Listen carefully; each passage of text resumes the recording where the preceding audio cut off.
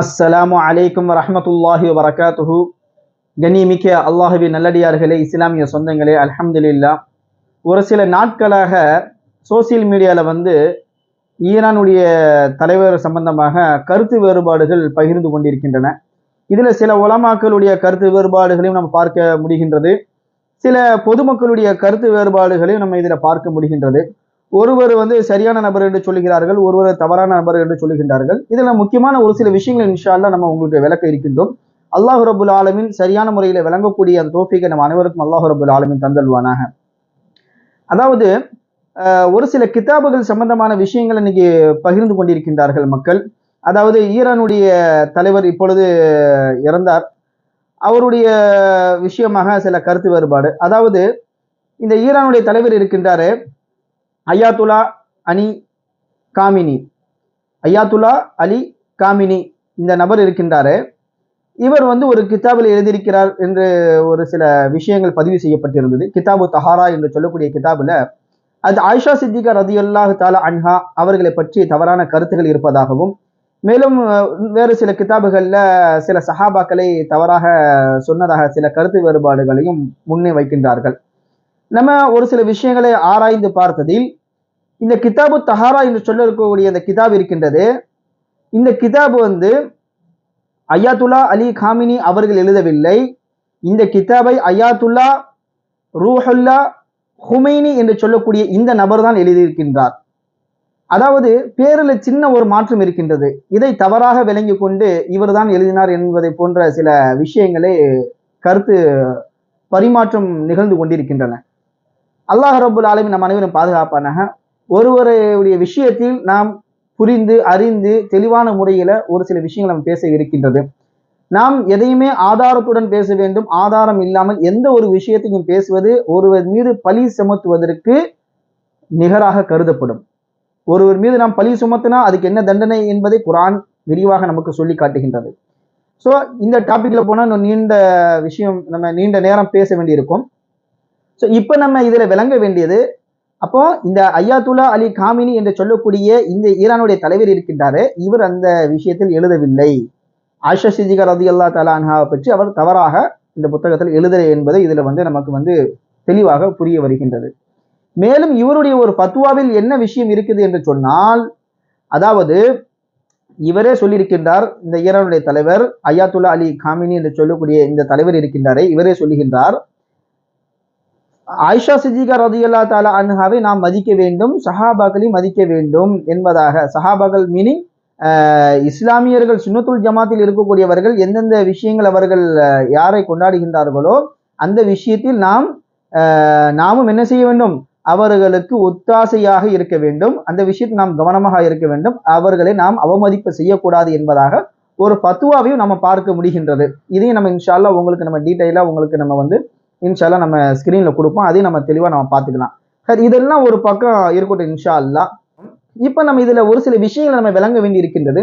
அதாவது இந்த அயாத்துல்லா அலி காமினி என்று சொல்லக்கூடிய இந்த ஈரானுடைய தலைவர் இருக்கின்றாரு, இவர் இவருடைய ஆட்சி காலத்துல சிரியாவில் கிட்டத்தட்ட 5 லட்சம் மக்கள்கள் கொல்லப்பட்டாங்க. அசதுன்னு சொல்லக்கூடிய ஒரு நபருடைய அந்த பீரியட்ல அந்த நபருக்கு இந்த அயாத்துல்லா அலி காமினி சொல்லக்கூடிய இந்த ஈரானுடைய தலைவர் ஆதரவு கொடுத்ததாகவும் வரலாறு இருக்கின்றது. இது நடந்திருக்குது. இதுவும் கூகுள்ல நம்ம பார்க்க முடியும்.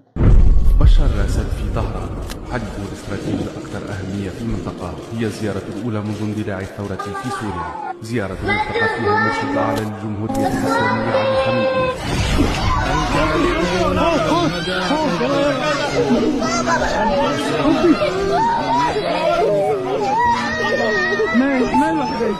والدمار بشامنا 50 عاما للفساد.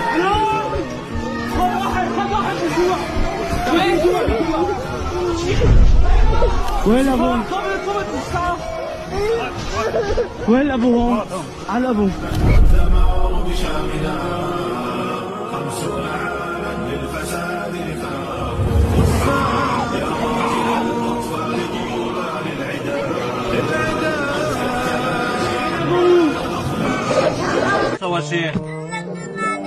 اول شيء من يقطع له راسه قوموا عفوا كلكم يلا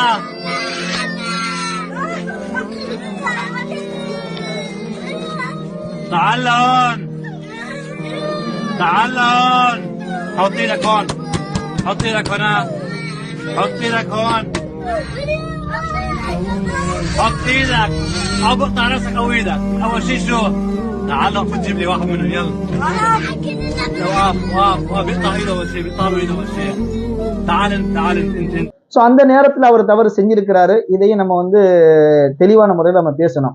ஹைர் அல்ஹம்துலில்லாஹ். இப்போ அது முடிஞ்சு போயிடுச்சு ஒரு காலம். அந்த நேரத்தில் வந்து பல ஆலிம்களையும் கொண்டிருக்கிறாங்க. சுன்னத்துல் ஜமாத்தில் இருக்கக்கூடிய பெரும்பெரும் ஆலிம்களை கொண்டிருக்காங்க, அந்த மக்களை கொண்டிருக்காங்க. இஸ்லாமிய வழிபாட்டு தலங்கள் மஸ்ஜிதுகளை வந்து நாசப்படுத்தியிருக்கிறாங்க. அது மட்டும் இல்லாம ஈராக்ல எத்தனையோ நபர்களை இது பண்ணியிருக்கிறாங்க. பிற நாடுகள்ல சுன்னத்துல் ஜமாத்தை சார்ந்தவர்களுக்கு பலவிதமான சிரமங்கள் வந்து அந்த நேரத்தை கொடுத்துருக்கிறாங்க. இதை நம்ம பார்க்க முடியுது. இதை கொண்டு இப்ப என்ன செய்யறாங்க, இப்படிப்பட்ட ஒரு நபருக்கு நம்ம எப்படி சப்போர்ட் பண்ண முடியுங்கிற கேள்விகளும் இங்க எழுந்து கொண்டிருக்கின்றன. நல்ல புரிந்து கொள்ள வேண்டும், நம்ம ஷியாவுக்கு ஆதரவாக இல்லை. ஷியாவை நம்ம வந்து நம்முடைய வாழ்க்கையில எடுத்துக்கல, அவர்கள் நம்ம தலைவராகவும் ஏற்றுக்கொள்ள முடியாது. ஏனென்று கேட்டால் அவர்களுடைய அக்கீதாவுடைய விஷயங்களில் சில மாற்று விஷயங்கள் செய்து கொண்டிருக்கின்றார்கள். அது வந்து இஸ்லாத்தில் அனுமதி கிடையாது. அவங்களுடைய அக்கீதாவுக்கும் நம்முடைய அக்கீதாவுக்கும் சில டிஃபரெண்ட்களும் இருக்கின்றன. ஸோ அதனுடைய அடிப்படையில அந்த மத குருக்களை நம்ம வந்து தன்னுடைய தலைவராக ஏற்றுக்கொள்ள முடியாது. மேலும் இதில் இன்னொரு விஷயத்தை நம்ம புரிந்து கொள்ள வேண்டும். இப்போ நம்ம கரண்ட்ல நம்ம பார்த்தோம்னு சொன்னா, இந்த நாட்டுடைய பிரதமர் இருக்கின்றாரு நரேந்திர மோடி, இவருடைய ஆட்சி காலத்துல குஜராத்தில் எத்தனையோ இஸ்லாமியர்கள் வந்து கொல்லப்பட்டாங்க. ட்ரெயின்ல சம்பவத்தை நம்ம கேள்விப்பட்டிருக்கோம். குஜராத் சம்பவத்தில் அந்த நேரத்துல வீடு புகுந்து சின்ன சின்ன பிள்ளைகளை கொண்டாங்க. சின்ன சின்ன பிள்ளைகளை வந்து பாலியல் பலாத்காரம் செய்தார்கள். நிறைய விஷயங்கள், கொடூரமான விஷயங்கள் நம்ம நினைத்து கூட பார்க்க முடியாது. அதை நம்ம காதால கேட்டால் நம்ம உள்ளங்கள் எல்லாம் பதறும். இது போன்ற விஷயங்கள் எல்லாம் நிகழ்த்தி காட்டினார் இந்த நரேந்திர மோடி. இன்னைக்கு பிரதமரா இருக்கிறாரு, இவர் செஞ்சார் இந்த விஷயங்கள்லாம்.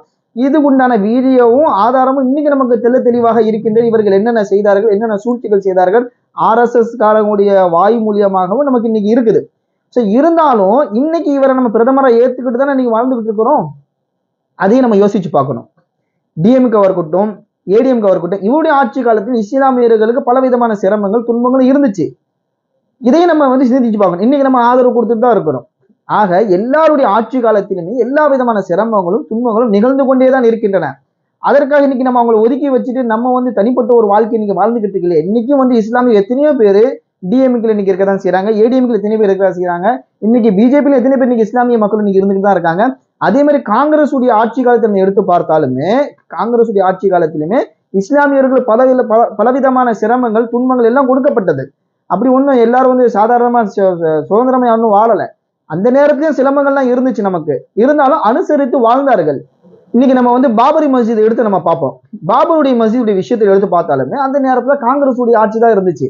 ஸோ அந்த நேரத்துல கூட அவர்கள் நமக்கு என்ன செய்தார்கள், இதெல்லாம் நம்ம சிந்திச்சு பார்க்கணும். நம்ம வந்து ஒரு பக்கமாவே பார்க்க கூடாது, எல்லா பக்கமும் சூழ்ந்து கவனிச்சு அதுக்கு தகுந்த மாதிரி தான் நம்ம பேசணும். உண்மையை உறக்க பேசுவதில் எந்த ஒரு தவறுமே கிடையாது. யாராக இருந்தாலும் அவர்களுக்கு முன்னாடி நம்ம உண்மையை தாராளமாக பயப்படாமல் எதிர்த்து நம்ம இன்ஷால்லா முன்னாடி சொல்லலாம். அதுக்கு நம்ம பயப்படக்கூடாது. உதாரணமாக நம்முடைய இஸ்லாமுடைய லீடர் ஒருத்தர் இருந்தாங்க, அல்ஹம்துலில்லாஹ், அல்ஹாஜி பழனி பாபா. அவங்களுடைய சரித்திரம் வாழ்க்கை நம்ம எடுத்து பாருங்க. யாரா இருந்தாலும் போல்டா முன்னாடி எடுத்து பேசுவாங்க, யாருக்கும் பயப்பட மாட்டாங்க. உண்மையை உறக்க சொல்லணும். தன்னுடைய நீதி இழைக்கப்படுதுன்னா அந்த இடத்துல நம்ம என்ன வேணா செய்யலாம், தைரியமா எழுந்து கேட்கணும். நம்முடைய உரிமைகள் பறிக்கப்படுமே ஆனால் அந்த இடத்துல நம்ம வந்து தகுதியா நின்று நம்ம எழுந்து கேட்கணும். அந்த ஒரு விஷயத்தை தான் ஈரான் செஞ்சுக்கிட்டு இருக்கு. தன்னுடைய நாட்டுக்கும் தன்னுடைய மக்களுக்கும் அச்சுறுத்தல் கொடுக்கக்கூடிய அந்த நேரத்துல இவர்கள் என்ன செய்கிறார்கள், எதிர்த்து போராடுகிறார்கள். ஸோ இப்படிப்பட்ட மக்களுக்கு நம்ம என்ன செய்யணும், ஆதரவு தான் கொடுக்கணுமே தவிர அந்த நேரத்துல கருத்து வேறுபாடுகளை கொண்டு இன்னைக்கு வந்து மக்களை பிளவுபடுத்தக்கூடாது. இப்படி நம்ம பிளவுபடுத்தி கொண்டு சென்றோம் என்று சொன்னால் மற்றவர்களுக்கு, காபிர்களுக்கு, இஸ்ரேல்களுக்கு என்ன ஆகும்னா மிகப்பெரிய ஒரு சந்தோஷமாகும். இந்த நேரத்துல ஈரான் வந்து பலவீனமாக கொண்டே செல்லும். ஸோ இந்த நேரத்துல நம்ம வந்து சில ஈரான்ல இருக்கக்கூடியவர்களை நம்ம வந்து தன்னுடைய வாழ்க்கையில தலைவராக எடுத்துக்கொள்ளவில்லை. ஆனால் அரசியல் ரீதியாக நம்ம அவர்களுக்கு எல்லா விதமான ஆதரவுகளை வழங்கலாம். இதை நம்ம கவனத்துல கொண்டு வரணும். எப்படி இன்னைக்கு நம்ம வந்து நம்ம மக்கள் எப்படி இன்னைக்கு டிஎம்கேல இருக்கவங்களுக்கு ஆதரவு கொடுக்குறாங்களோ, இதே இஸ்லாமியர்களுக்கு இன்னைக்கு டிஎம்கேல ஆதரவு கொடுத்துட்டு தான் இருக்காங்க. இதே இஸ்லாமியர்கள் வந்து காங்கிரஸுக்கு ஆதரவு கொடுத்துட்டு தான் இருக்காங்க. இதே இந்த இஸ்லாமியில் இருக்கக்கூடிய ஒரு சில நபர்கள் பிஜேபிக்கு நீங்க ஆதரவு கொடுத்துட்டு தான் இருக்காங்க. இப்ப நம்ம இதை எப்படி நம்ம கருத்துல எடுத்துக்கொள்வது, இது போன்ற விஷயங்களை நம்ம என்ன செய்யணும், கவனத்துல கொண்டு வர வேண்டும். ஆகையால ஒரு மனிதரை பற்றி நாம பேசுறோம் என்று சொன்னால் அதனுடைய முழு வரலாறு எடுத்து பார்க்கணும், என்ன செய்திருக்கிறார்கள், எப்படி இருந்தார்கள், இதெல்லாம் நம்ம பார்க்கணும். அதே மாதிரி இந்த அயாத்துல்லா என்று சொல்லக்கூடிய அலி ஹாமினி இருக்கின்றாரு, இந்த நபர் வந்து இறந்து போனாங்க இந்த போர்ல. நம்ம வந்து இந்த இடத்துல இப்போ ஒரு சில சொல்றாங்க துவா செய்யக்கூடாது, அது செய்யக்கூடாது, இது செய்யக்கூடாதுன்னு சொல்றாங்க. ஆனா இந்த நேரத்துல நம்ம வந்து உண்மையிலேயே வருத்தப்படதான் செய்யணும். யாராக வேணா இருக்கட்டும், இன்னைக்கு ஒரு காஃபிரே இறந்து போனா கூட நமக்கு அந்த இடத்துல வந்து சின்ன அந்த நேரத்தை என்ன செய்யணும், கொஞ்சம் வருத்தப்படணும். இவர் வந்து அல்லாஹ் இவருக்கு சொர்க்கத்தை கொடுக்கணும், அல்லாஹ் வந்து இவருடைய பாவங்களை மன்னிக்கணும். ஒரு காஃபிர் முன்னாடி நம்ம முன்னாடி அவர் ஜனாசா போகுதுன்னா அல்லாஹ் இவருக்கு வந்து ஹிதாயத் கொடுத்தா சொர்க்கத்துக்கு போவாரு. இது போன்ற நல்ல எண்ணங்களை தான் உள்ள கொண்டு வரணும். அதே மாதிரி நபி ஸல்லல்லாஹு அலைஹி வஸல்லம் ஒரு யஹூதியுடைய ஜனாசா போயிடுச்சு, இந்த வரலாறு நம்ம பார்க்கணும். யஹூதியுடைய ஒரு ஜனாசா போகுது, அந்த நேரத்துல ரசூலுல்லாஹி ஸல்லல்லாஹு அலைஹி வஸல்லம் அவங்க என்ன செய்யறாங்கன்னா எழுந்து நின்று வருத்தப்பட்டாங்க. என் கண்ணுக்கு முன்னாடி ஒருத்தர் நரகத்துக்கு போறாரு அப்படின்னு சொல்லி அந்த நேரத்தை ரசூலுல்லாஹி ஸல்லல்லாஹு அலைஹி வஸல்லம் வந்து கவலைப்பட்டார்கள். அந்த கவலையை தன்னுடைய வாழ்க்கையில நம்ம கொண்டு வரணும். நமக்குள்ள 1000 கருத்து வேறுபாடுகள் இருக்கலாம். இன்னைக்கு நம்ம தமிழ்நாட்டிலேயே எடுத்துக்கிட்டோம்னு சொன்னா எத்தனையோ கருத்து வேறுபாடுகள்லாம் இருக்கு. இன்னைக்கு எத்தனையோ பேர் வந்து தர்காவுக்கு போறாங்க, அங்க சஜிதா செய்யறாங்க. இங்கே இருக்கக்கூடிய எத்தனையோ ஆலிம்களுக்கு இன்னைக்கு சஜிதா செய்யக்கூடிய நபர்கள் இன்னைக்கு நம்ம பார்க்க முடியும். இப்படி நமக்குள்ளேயே பல பிரிவினைகள் இருக்குது, நமக்குள்ளேயே பல விதமான இஹ்திலாஃபுகள் கருத்து வேறுபாடு இருக்குது. கருத்து வேறுபாடுகள் இருக்கதான் செய்யும். அதுக்கு வந்து அல்லாஹ் ரப்பல் ஆலமீன் மிக சிறந்தவன். யாருக்கு சொர்க்கத்தை கொடுக்கணும், யாருக்கு நரகத்தை கொடுக்கணுங்கிறத அல்லாஹ் தீர்மானம் செய்யக்கூடியவனாக இந்த இடத்துல இருக்கிறான். அதாவது ஒரு மனிதர் வந்து எவ்வளவு தவறுகள் செய்யறாரு, இன்னைக்கு பார்க்கும்போது நம்முடைய பார்வையில வந்து இஸ்லாத்தை விட்டு வெளியாகி காஃபிராக வாழ்ந்து கொண்டிருக்கக்கூடிய சூழ்நிலை நம்ம பார்க்கறோம்னு வச்சுக்கோங்களேன். இறுதி நேரத்துல அவரு கலிமா லா இலாஹ இல்லல்லாஹ் முஹம்மது ரசூலுல்லாஹ் சொல்லி உள்ளத்தால அவர் தன்னுடைய பாவங்களை நினைத்து வருந்தி அல்லாஹ்ட்ட உண்மையான ஒரு தௌபாவை கையேந்தி அல்லாஹ்ட்ட கேட்டுட்டாருன்னு வச்சுக்கோங்களேன். அந்த நேரத்துல அல்லாஹ் ரப்புல் ஆலமீன் அவருக்கு மகஃபிரத்தை கொடுத்துட்டான்னு வச்சுக்கோங்களேன், அவர் சொர்க்கத்துல போகக்கூடிய அந்த வாய்ப்பு இருக்கும். இதே நல்ல ஒரு ஆலிம், சிறந்த ஒரு ஆலிம், பார்க்கறதுக்கு மாஷா அல்லாஹ் தபாரக் அல்லாஹ் இவரை போன்ற ஒரு ஆலிம் இன்னைக்கு இருக்குன்னு சொல்லி நம்ம சொல்லக்கூடிய அந்த நேரத்துல அல்லாஹ் ரப்புல் ஆலமீன் நம்முடைய இறுதி நேரம் ஒரு முஃமினாக ஒரு முஸ்லிமாக இந்த உலகத்தை நான் இறப்பேனா அப்படிங்கிறது இன்னைக்கு நமக்கு கேள்விக்குறி. ஆகையால யாரையுமே நம்ம குறைச்சி எடை போடவே முடியாது. நிறைய ஹதீஸ்கள் இருக்கு, நிறைய வரலாறுகள் இருக்கு, நிறைய கிதாபுகள் இருக்கு. நம்ம படிச்சு பார்த்தோம்னு சொன்னா நிறைய விஷயங்கள் நமக்கு புரிய வரும். நம்ம யாரை வந்து குறைவாக எடை போடுகிறோமோ அவர் சொர்க்கத்துக்கு சீக்கிரம் போயிடுவார். யாரை நம்ம நிறைவாக எடை போட்டு நல்ல மனிதன் சொல்றோமோ அவருடைய உள்வாழ்க்கையில சென்று பார்த்தோம் என்று சொன்னா எவ்வளவு குறைகள் இருக்குன்னு நம்ம வந்து பார்க்க முடியும். அல்லாஹ் ரப்பல் யாருடைய குறையை நம்ம இந்த இடத்துல நம்ம பார்த்து நம்ம வெளிப்படுத்த அவசியம் கிடையாது. ஏன்னா என்னுடைய வாழ்க்கையில என்னுடைய பாவங்கள் என்னுடைய குறைகள் எத்தனை இருக்குங்கிறத நான் என்னுடைய வாழ்க்கையில நான் சிந்திச்சு பார்க்கணும். அடுத்தவங்களை நம்ம பேசுறதுக்கு இங்க வந்து நேரம் கிடையாது, அடுத்தவங்களை பேசுறதுனால எந்த ஒரு பிரயோஜனமும் கிடையாது. ஒரு ஹதீஸே இருக்கு, அல் கைபத்து அஷத்து மின ஜினா, யார் ஒருவரை பற்றி புறம் பேசுகிறாரோ அவர் வந்து என்னங்க விபச்சாரத்தோட மோசமான ஒரு செயல் செய்தார் என்றதாக கருதப்படுகின்றது. அஷத்து மின ஜினா, ஜினாவை விட விபச்சாரத்தை விட மோசமான ஒரு காரியம் ஒரு செயலை செய்திருக்கிறார் போன்ற ஒரு ஹதீஸை நம்ம பார்க்க முடிகின்றது. ஸல்லல்லாஹு அலைஹி வஸல்லம் அல்ஹம்துலில்லாஹ் இது போன்ற விஷயங்களை நம்ம ரொம்ப கவனமா இருக்கணும். அடுத்தவங்களை பற்றி புறம் பேசுறது இன்னைக்கு நம்முடைய நாட்டு நடப்பு எதை நோக்கி போய்கிட்டு இருக்குது. இன்னைக்கு வந்து நமக்கு வந்து இப்போ உதாரணத்துக்கு நம்ம வீட்டுல வந்து ஒரு தீ பிடிச்சிட்டு இருக்குன்னு வச்சுக்கோங்களேன், தீ பிடிச்சி எரிஞ்சுக்கிட்டு இருக்கு. இந்த நேரத்துல ஒருத்த உதவி செய்ய வராருன்னு வச்சுக்கோங்களேன், நீ உதவி செய்யக்கூடாது, நீ வந்து ஷியா, நீ வந்து உதவி செய்ய வரக்கூடாது இப்படின்னு சொல்லி சண்டை போடக்கூடிய நேரம் இல்லை. கருத்து வேறுபாடுகள் இருக்கும், நமக்குள்ள அக்காயுதுகள்ல பிரச்சனைகள் இருக்குது, அதை ஒரு ஓரமா தூக்கி வைங்க. இந்த நேரத்துல இதை எப்படி பாதுகாக்கிறது, இந்த உயிர்களை எப்படி பாதுகாக்கணும், இதை தான் நம்ம சிந்திச்சு பார்க்கணும். அதுக்கப்புறம் இன்னைக்கு நம்மளுடைய நாட்டில் இந்தியாவிலே பார்த்தோம்னு சொன்னா ஒரு பக்கம் தேவ்பந்துன்னு ஒரு குரூப் இருக்கு, ஒரு பக்கம் பரேலி இருக்கு, ஒரு பக்கம் தப்லீக் ஜமாத், இப்படி பலவிதமான ஒரு குரூப்புகளாக பிரிஞ்சு இன்னைக்கு நம்ம என்ன செய்யறோம், வாழ்ந்துகிட்டு இருக்கிறோம். ஆனா இதுல என்னன்னு கேட்டீங்கன்னா இதெல்லாம் இவரை பற்றி காஃபிர்னு சொல்றது, பரேலி வந்து தேவ்பந்தியை காஃபிர்னு சொல்றது, தேவ்பந்தி பரேலி காஃபிர்ங்கிறது, இங்க தவ்ஹீத் ஜமாத்காரங்க வந்து இவர்களை வந்து முனாஃபிக்ங்கிறது, இவங்களை முனாஃபிக்னு சொல்றது, இப்படி மாத்தி மாத்தி நம்ம பேசிக்கிட்டே இருந்தோம்னு சொன்னா இதே தான் வாழ்க்கை ஃபுல்லா நடந்துட்டே இருக்கும். அங்க என்ன பிரச்சனை நடக்குது, இன்னைக்கு நாட்டுல என்ன சூழ்நிலை நோக்கி நம்ம போய்கிட்டு இருக்கிறோம், நம்மளுடைய வாழ்க்கை எதை நோக்கி போய்கிட்டு இருக்குது, இன்னைக்கு சமுதாயம் எதை நோக்கி போய்கிட்டு இருக்குது, நம்முடைய பெண்களுடைய வாழ்க்கை எப்படி போய்கிட்டு இருக்குது, இதை பற்றி சிந்திக்கக்கூடிய நேரத்துல நம்ம வந்து தொப்பி போட்டு தொழுகிறானா, தொப்பி போடாம தொழுகிறானா, விரல ஆட்டி தொழுகிறானா, விரல ஆட்டாம தொழுகிறானா, நெஞ்சுக்கு மேல கையை கட்டுறானா, தொப்பலுக்கு கீழே கையை கட்டுறானா, தொப்பலுக்கு மேல கையை கட்டுறானா, இப்படி இன்னைக்கு பேசிக்கக்கூடிய சூழ்நிலை தான் இருக்கு. இது கருத்து வேறுபாடு, இதுக்கு ஓரமாத்துக்கு வைங்க. கருத்து வேறுபாடுகள் காலத்துக்கு இருக்கும், கியாமத்து வரைக்கும் இருக்கும், அதை நம்ம ஒன்றும் செய்ய முடியாது. நபி அலைஹிஸ்ஸலாத்து வஸலாமுடைய காலத்திலிருந்து கருத்து வேறுபாடுகள் இருந்து கொண்டேதான் இருக்கின்றன, கியாமத்து வரைக்கும் இருக்கும். கருத்து வேறுபாடுங்கிறது ஒரு பக்கம் அப்படியே ஓரமத்துக்கு வச்சிருங்க. ஆனா இந்த இடத்துல நம்ம சிந்திக்கணும், அந்த நாட்டிலேயே ஈரான்லயும் சரி, அங்கேயும் சுன்னத்துல் ஜமாத்தை பின்பற்றக்கூடிய நபர்கள் இன்னைக்கு இருக்கதான் செய்யறாங்க. அங்க அந்த மஸ்ஜிதும் இருக்கதான் செய்யுது. அப்ப இதெல்லாம் நம்ம சிந்திச்சு பார்க்கணும். هذا أكبر مسجد للسنة في إيران يتسع 70,000 مصلي في مدينة زهدان.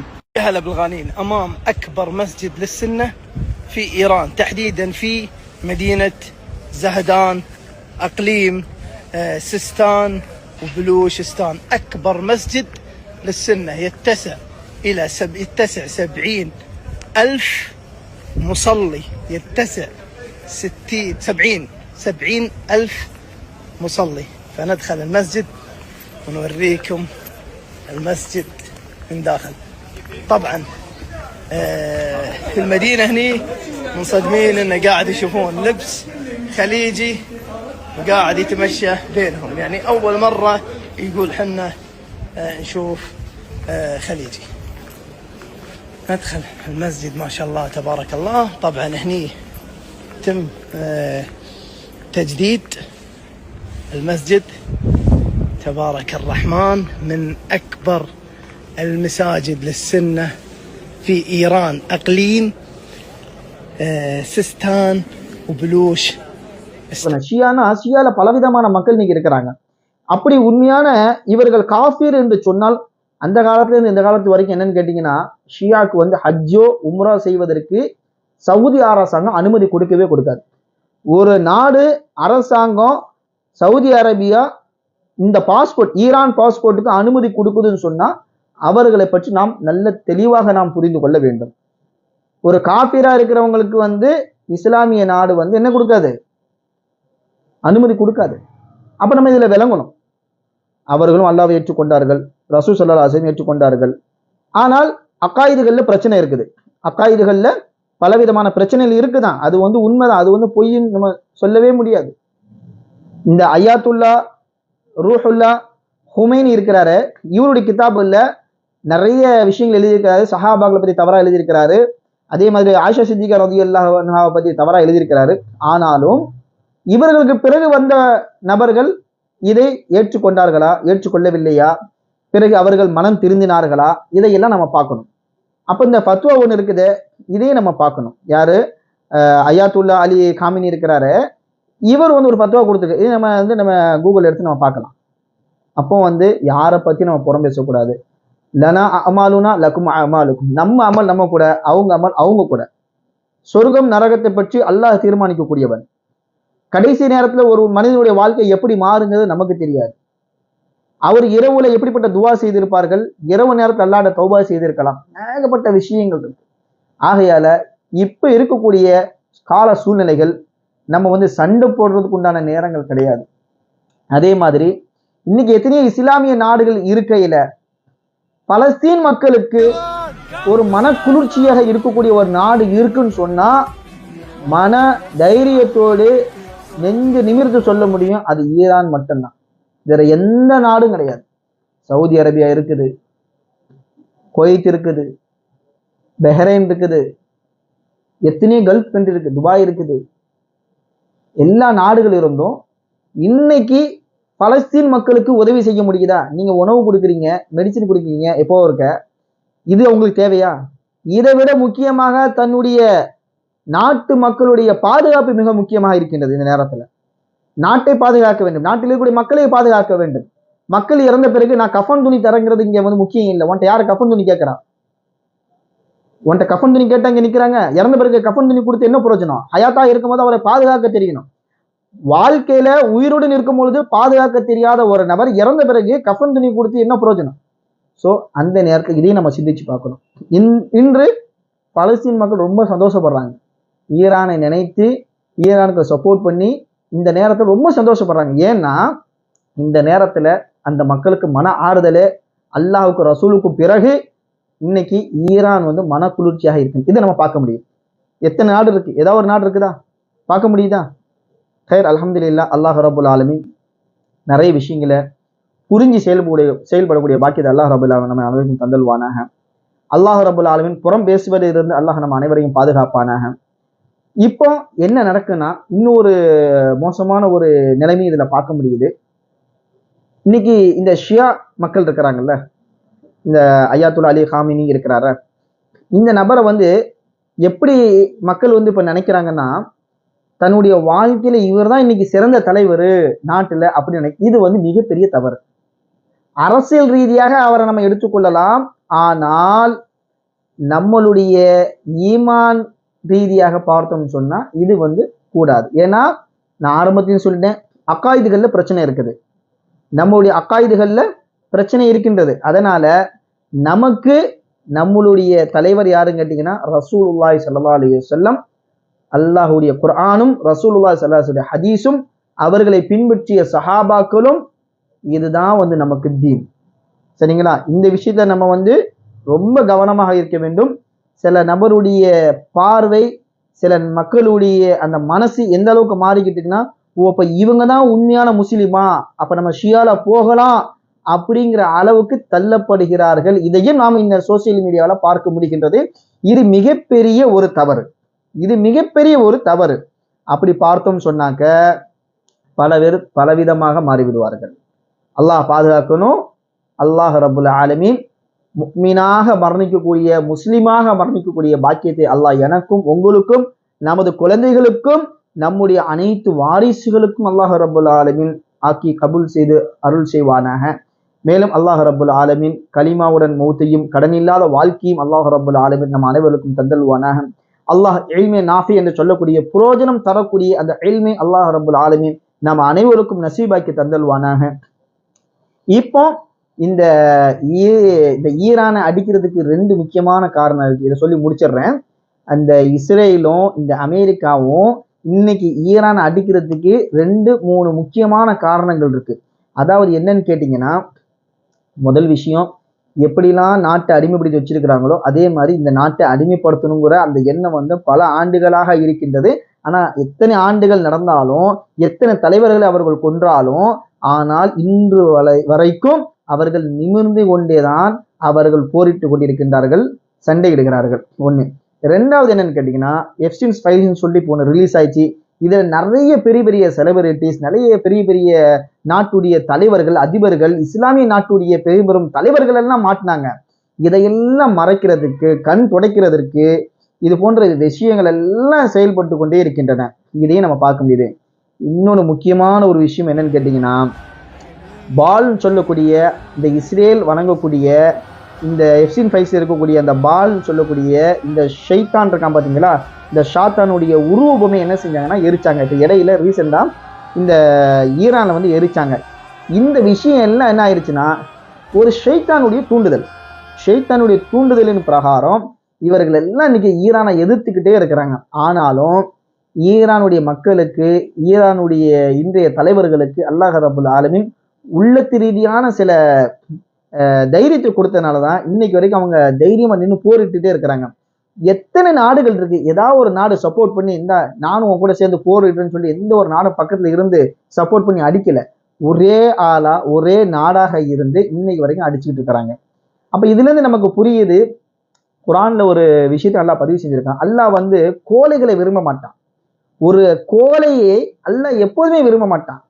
ஒரு போருன்னு வந்துட்டா அந்த இடத்துல முதுவை காட்டிட்டு ஓடுறவனை எப்பவுமே அல்லாஹ் விரும்ப மாட்டான். இன்னைக்கு எத்தனை இஸ்லாமிய நாடுகள்னு அடிமையாக வாழ்ந்து கொண்டிருக்கின்றது, அடிமையாகவே இருக்கின்றன, எந்த ஒரு பவருமே கிடையாது. ஏன்னா அல்லாஹ்வுடைய தவக்குல், அல்லாஹ்வுடைய இறையச்சம், அல்லாஹ் நமக்கு ஏதாவது நம்ம கூட இருந்து உதவுவான் என்ற அந்த நம்பிக்கை உள்ளத்திலிருந்து போயிருச்சு. இதனால எதுவுமே பண்ண முடியாது. மிகப்பெரிய ஒரு உதாரணம் பத்ரு போரை நம்ம பார்க்க முடியும். பத்ரு போரை ஈமானோடு உறுதியாக நின்று அந்த இடத்துல போர் செஞ்சாங்க, அல்லாஹுடைய உதவியை பார்க்க முடிஞ்சு. அவங்க எத்தனை பேர் இருந்தாங்க பத்ரு போர்ல? இஸ்லாமியர் எத்தனை பேர் இருந்தாங்க? வரலாறுகள்லாம் இருக்கு. 313 பேர் இஸ்லாமியர்கள், 1000 பேர்கிட்ட கிட்டத்தட்ட காஃபிர்கள் இருந்தாங்க. இதே மாதிரி எத்தனையோ போர்களுடைய சம்பவம் நம்ம எடுத்து பார்க்கும் பொழுது, ஒரு போர்ல அபூ ஹுரைரா ரலியல்லாஹு தஆலா அன்ஹு வந்து கொஞ்சம் பயந்துருவாங்க, எத்தனை பேர் இருக்காங்கன்னு சொல்லிட்டு. அப்போ ஒரு சஹாபி சொல்லுவாங்க, அபூ ஹுரைராவே, நீங்க வந்து எண்ணிக்கை கண்டு இங்க பயந்துடாதீங்க, இங்க ஈமானோடு தான் நாம் போரிடுகிறோம் என்ற ஒரு வரலாறு எனக்கு ஹதீஸ்களை நம்ம பார்க்க முடியும். அப்போ இது போன்ற விஷயங்களை நான் பார்த்து இன்ஷா அல்லாஹ் நம்முடைய ஈமானை என்ன செய்யணும்னா பலப்படுத்தணும். இந்த நேரத்துல இந்த நேரத்துல நமக்கு மிக முக்கியமான ஒரு எதிரி என்னன்னு கேட்டீங்கன்னா இஸ்ரேலும் அமெரிக்காவும் இருந்துகிட்டு இருக்குது. இந்த நேரத்துல அவர்களை எதிர்க்கக்கூடிய நபர்களோடு நம்ம என்ன செய்யணும்னா நம்ம தோள் கொடுத்து நம்ம நிக்கணும். அவர்களோடு என்ன செய்யணும்னா நம்ம ஆதரவு கொடுக்கணும். இன்னைக்கு எப்படி தமிழ்நாட்டுக்குள்ள பிஜேபி வரக்கூடாது, ஆர்எஸ்எஸ் காரன் வந்து விடக்கூடாதுன்னு சொல்லி இன்னைக்கு நம்ம எப்படி டிஎம்கே காரன் கூட இன்னைக்கு நம்ம இருந்துகிட்டு இருக்கிறோமோ, அதே மாதிரிதான் இன்னைக்குள்ள நிலைமை இப்படிதான் போய்கிட்டு இருக்கு. ஆகையால அல்லாஹ் ரப்பல் ஆலமீன் எல்லா விதத்திலும் அல்லாஹ் நமக்கு உதவி செய்வானாக. மாற்று மத மக்களுக்கும் அல்லாஹ் உதவி செய்வானாக. அவர்களுக்கும் அல்லாஹ் ஹிதாயத்தை கொடுப்பானாக, ஹிதாயத்தை நசீபாக்கி கொடுப்பானாக. ஏன் நம்மளுடைய முதலமைச்சர் ஸ்டாலினுக்கும் அல்லாஹ் ரப்பல் ஆலமீன் அவருக்கும் என்ன செய்யட்டும், ஹிதாயத்தை நசீபாக்கி கொடுக்கட்டும். அவருடைய குடும்பத்துக்கும் அல்லாஹ் ஹிதாயத்தை நசீபாக்கி கொடுக்கட்டும். இங்க வாழக்கூடிய எல்லா மாற்று மத மக்களுக்கும் அல்லாஹ் ரப்பல் ஆலமீன் ஹிதாயத்தை நசீபாக்கி அனைத்து மக்களும் சொர்க்கம் செல்லக்கூடிய அந்த பாக்கியத்தை அல்லாஹ் ரப்பல் ஆலமீன் கொடுக்கட்டும். ஆமீன். அஸ்ஸலாமு அலைக்கும் வரஹ்மத்துல்லாஹி வபரகாத்துஹு.